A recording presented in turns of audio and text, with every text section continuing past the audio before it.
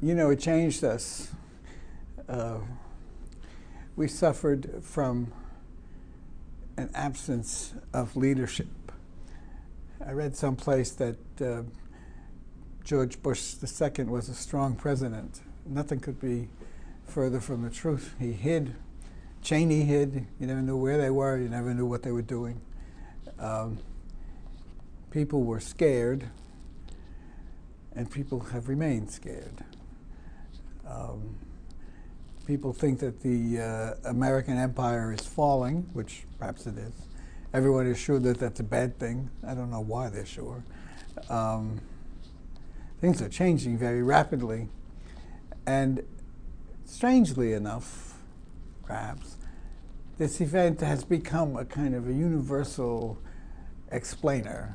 It's the allegory of our present predicaments in the minds of so many people. I don't really understand that, except that the shock was, especially for people who live in New York, I don't know about for people elsewhere. For us, the shock was overwhelming.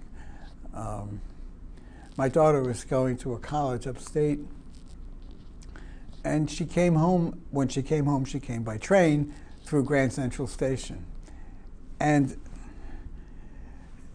you know, like most New Yorkers, I love Grand Central Station, probably above any other church.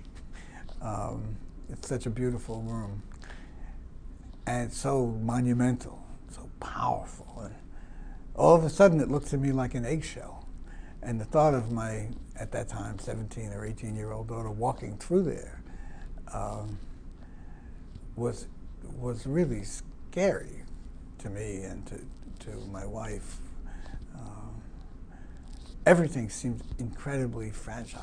Everything seemed incredibly funereal. I went down to Nassau Street a couple of days after the event, and everything was covered with this white ash, almost like snow, and everything was amazingly silent. Nassau Street, which is one of the busiest, noisiest, narrow streets in town, was like a cemetery. There's so many parts of it from which we can never recover, I think. The monument perhaps will make a difference. I don't know. I don't know too much about how monuments work in real life. I hope it helps. But it seems to me that we really have kind of lost our bearings. We don't know who we are much of the time in this country anymore. It's a lot for a handful of terrorists. It's a lot of damage for them to have wrought. And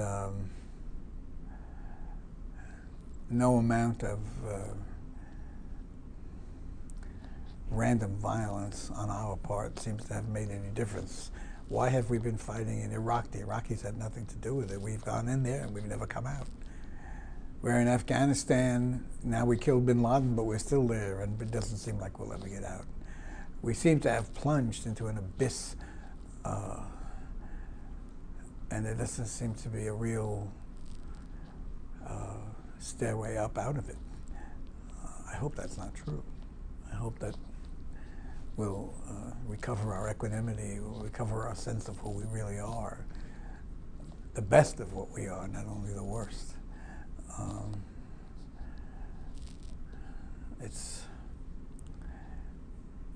as if we haven't really been able to catch our breath. That's how it seems to me. I wrote a poem, which I'll read in a bit, about where it has taken us. I don't think it's a good spot, but I think it's certainly clear where we are.